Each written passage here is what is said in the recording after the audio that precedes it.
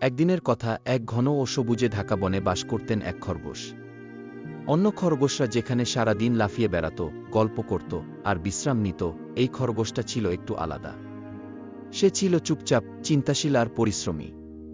একদিন সে বন জুড়ে হাঁটতে হাঁটতে ভাবল, আমরা শুধু খাই আর ঘুরি, কিন্তু একদিন যদি খাবার না পাই, সেদিন কি করব?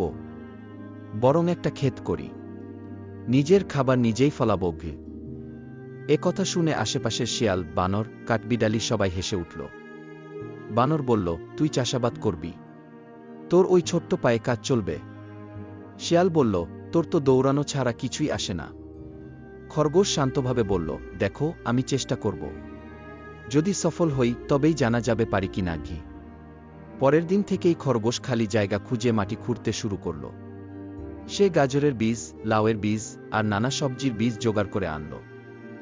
সেদিন সকালে খরগোশ নিজে হাতে ক্ষেত থেকে ফসল তুলল, রান্না করল গাজরের হালুয়া, লাউয়ের খিচুড়ি, কুমড়ার ভর্তা আর ফলের জুস। বনের সব প্রাণী এসে জড়ো হল, যারা একসময় হাসত, তারাও আজ চুপচাপ তার কাজে মুগ্ধ।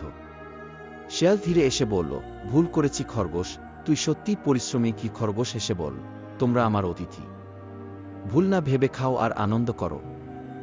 সেই দিনটা ছিল এক উৎসব মুখের দিন। সবাই খেল, হাসল আর খরগোশকে নতুন চোখে দেখল।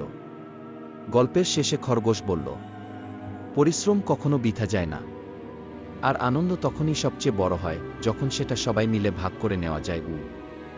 গল্পটি ভালো লেগে থাকলে একটা লাইক দিন আর চ্যানেলটি সাবস্ক্রাইব করতে ভুলবেন না। এমন আরও সুন্দর গল্পের জন্য পাশে থাকুন।